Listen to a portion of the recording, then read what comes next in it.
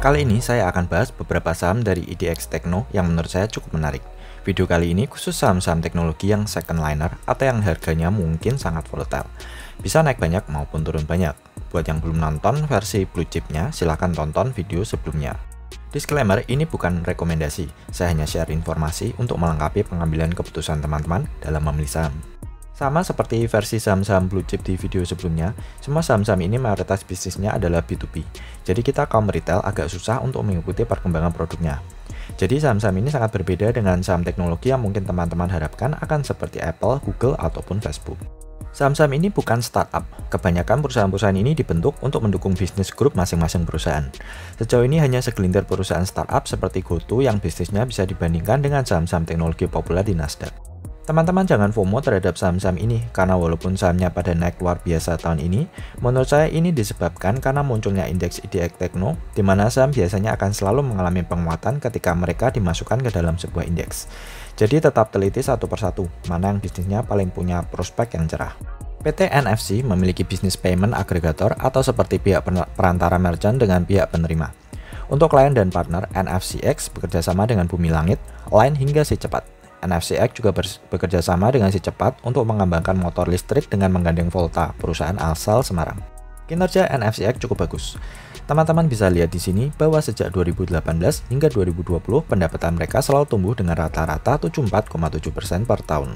Total pada 2020 mereka berhasil membukukan 7,59 triliun, walaupun kita tahu bisnis di Indonesia sedang melambat akibat pandemi. Jumlah merchant members juga mengalami pertumbuhan yang pesat. Tahun 2019, jumlah merchant sebanyak 99.533, kemudian di 2020 naik 36% menjadi 135.349 member. Cash atau PT Cashless Worldwide Indonesia adalah salah satu perusahaan yang akan diuntungkan dengan semakin meningkatnya transaksi digital di era teknologi saat ini. Kita tahu transaksi digital jauh lebih nyaman dan praktis daripada transaksi menggunakan uang kertas. Cash ini masih membukukan net loss atau belum menghasilkan laba. Ini adalah perusahaan yang masih baru karena baru didirikan di tahun 2015. Menarik untuk diperhatikan bahwa revenue growth mereka sangat baik. Pada 2018 mengalami growth 282,5%, di 2019 naik 87,9%, dan di 2020 naik 407% dengan total revenue sebesar 84,3 miliar. Cash mendapatkan sebagian besar pemasukannya dari penjualan perangkat. Dari total 84,3 miliar, 60,3 miliar berasal dari penjualan perangkat. Sisanya dari merchant sebesar 17,5 miliar, jasa instalasi 4,3 miliar, dan sewa perangkat sebesar 2 miliar. Jadi bisnis Cash berada di industri e-commerce dan UMKM. Untuk balance sheet, menurut saya Cash cukup oke. Per 2020, aset lancar mereka sebesar 127,9 miliar, sedangkan kewajiban jangka pendeknya sebesar 82,6 miliar dan kewajiban jangka panjang sebesar 4,3 miliar. Jadi keuangan mereka cukup baik. Setidaknya aset lancar sudah bisa mengcover seluruh kewajibannya. DMMX bisnisnya berfokus pada digital advertising. Mereka bekerja sama dengan banyak sekali merchant seperti BCA, Indomaret, Alfamart, Lawson, Kimia Farma, Jarum hingga KFC untuk memasang iklan menggunakan media digital. Kedepan, DMMX akan merambah segmen gaming dan konten media yang bekerja sama dengan Bumi Langit dan Digirans. Dibandingkan dengan MCash dan NFCX, kedua induk usahanya, DMMX kinerja keuangannya lebih bagus. Grafik revenue berikut menunjukkan kenaikan revenue yang sangat pesat, 59 miliar di 2018, 211 miliar di 2019, dan 517 miliar di 2020. DMMX justru berhasil meningkatkan revenue di kala pandemi, atau artinya bisnis mereka cukup kuat. Saya juga sangat suka neraca DMMX. Perusahaan ini hutangnya sangat rendah jika dibandingkan dengan asetnya. Per 2020, mereka memiliki aset 800 miliar, sedangkan hutangnya hanya 73 miliar. Bahkan cash mereka sebesar 250 miliar sudah lebih dari cukup untuk melunasi segala hutangnya. Saham teknologi menarik berikutnya adalah TEK atau PT Indostelink Teknomedia. Saham TEK ini sama dengan DCII yang sahamnya sudah naik ribuan persen sejak awal tahun. TEK adalah perusahaan B2B yang menyediakan jasa di seputar IT. Produk dan jasa yang mereka tawarkan adalah Point of Sales, Eduvecta, sebuah learning management service, Hyperlocal Directory, digital publishing seperti Pinpoint, Mencode.id, Duitologi, dan Karir Kuku, IT consulting and development, dan financial marketing platform seperti Stockmap dan Sterling Alpha. Berdasarkan laporan keuangannya per 2020, TEK memiliki kontribusi penjualan terbesar dari segmen jasa dan pemeliharaan sebesar 11 miliar dan perangkat lunak sebesar 10 miliar. Pertumbuhan penjualan juga terlihat sangat baik. Tahun 2018 tumbuh 460%, 2019 naik 72%, dan 2020 naik 9,67%. Salah satu poin plus berikutnya adalah TEK memiliki rasio hutang yang sangat rendah. Revenue growth adalah salah satu indikator yang memiliki korelasi kuat dengan pergerakan sahamnya. ATIC atau PT Anabatic Technologies memiliki revenue growth yang cukup baik. Tahun 2017 tumbuh 6,6%, 2018 18,8%, 2019 2,67%, dan 10,38% di 2020.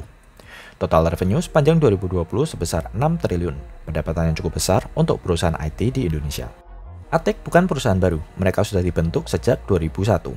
ATIC memiliki beberapa lini bisnis, diantaranya PT Anabatic Digital Raya yang bisnisnya menyediakan solusi mission critical untuk industri perbankan, asuransi hingga pemerintahan.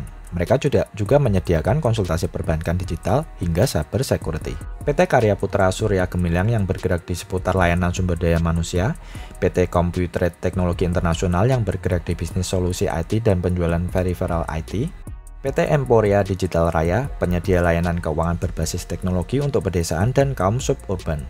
Perusahaan ini sayangnya memiliki total aset berbanding liabilitas yang tipis. Di 2020, mereka memiliki total aset 4,29 triliun, sedangkan kewajibannya sebesar 3,9 triliun. ATIC cukup menarik walaupun belum teruji karena sahamnya sejauh ini baru naik banyak setelah ada indeks teknologi. LUCK atau LAK, PT Sentral Mitra Informatika. Ini adalah saham yang sempat ramai tahun lalu karena disangkut pautkan dengan kasus Joska. Saham ini juga sempat turun lebih dari 90% dari titik tertingginya. LAK ternyata juga masuk ke dalam IDX Tekno. Ini adalah perusahaan di bisnis solusi percetakan dokumen hingga penjualan software dan hardware IT. LAK punya bisnis baru yang cukup menarik, yaitu 3D printing. Saya pernah mengulas saham-saham US di industri 3D printing. Ternyata di Indonesia juga ada. Di 2020 ini mereka juga akan bekerjasama dengan Alibaba untuk mengembangkan cloud server. Jadi potensi pertumbuhan revenue mereka masih besar. Jadi LAK adalah reseller printer 3D dengan merek Ultimaker untuk area Indonesia. Saya optimis dengan bisnis 3D printing di mana printer ini bisa digunakan oleh semua kalangan, baik individu maupun perusahaan. Kalau LAK bisa sukses dengan bisnis ini, maka sahamnya juga punya potensi turnaround.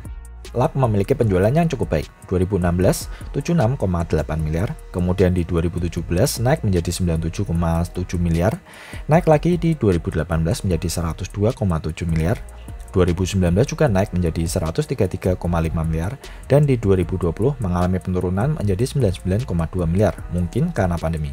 Ternyata LAK memiliki neraca yang cukup kuat. Coba teman-teman perhatikan balance sheet-nya berikut. Pada 2020, mereka memiliki cash and short-term investment sebesar 16 miliar. Sedangkan untuk cash-nya sebesar 13 miliar. Sedangkan jika kita bandingkan dengan hutang jangka pendeknya, maka jumlah cash tersebut sudah jauh lebih besar daripada jumlah hutang jangka pendeknya. Teman-teman juga bisa cek hutang jangka panjangnya, di mana jumlah hutang sangat rendah. LAK bahkan tidak memiliki hutang jangka panjang di tahun 2020. Dari semua saham yang baru saja dibahas, menurut saya yang bisnisnya paling jelas dan mudah dipahami adalah TMMX dan Cash. Tinggal kita amati saja perkembangan bisnis mereka ke depan. Oke teman-teman, semoga video kali ini bisa membantu teman-teman dalam memfilter saham-saham yang masuk ke dalam IDX Tekno.